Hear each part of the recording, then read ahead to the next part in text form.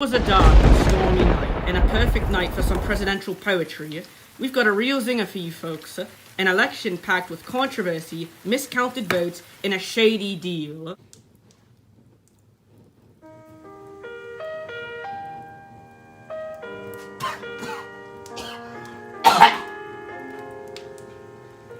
Oh my! What a dark and stormy night. A perfect night, I would say, for some presidential poetry by the fire. Let's see what we've got here. Oh, 2016? Boring. Nothing ever happened in 2016.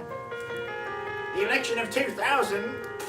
Only an imbecile would pick that one. What do we have here? The election of 1876. Perfect. The only thing that can make this better is a nice warm cup of tea. Jordan! Here's your tea, sir. Yeah. Oh, is that the election of 1876? My golly, it is! Oh, that's my favorite. That's when Ruth would be... No, get out! You're spoiling the poem!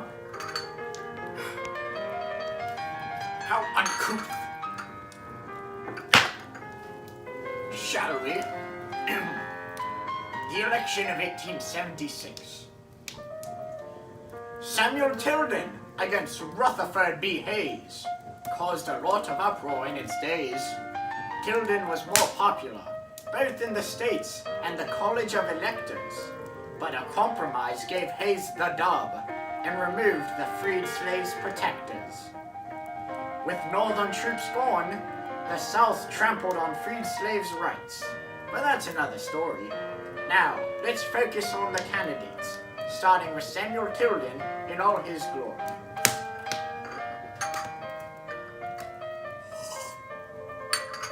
He was a Democrat and supported the Union during the time of the Civil War. He gained support in the South, even though slavery he abhorred. Next up is Rutherford B. Hayes. This election granted him fame for all his days. He served in Ohio, the governor of the state.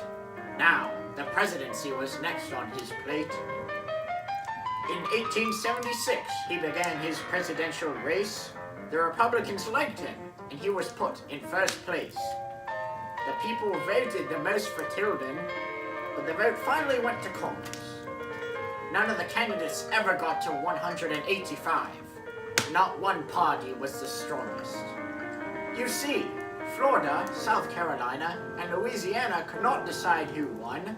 This ultimately led to Congress loading the smoking gun. It appears I've run out of tea.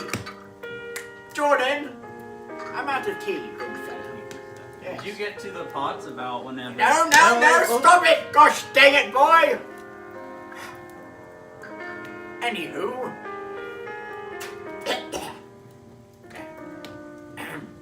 It was decided that a commission would decide who got the electoral votes.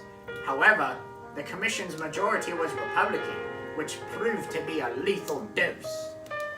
Rutherford was slated to become President Hayes, but the Democrats still had their ways.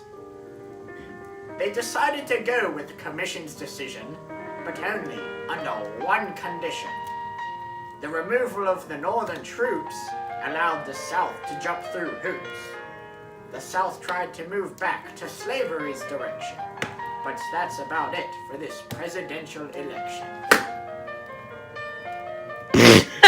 That was great. No, I zoomed in on this fake cigarette when it rolled up.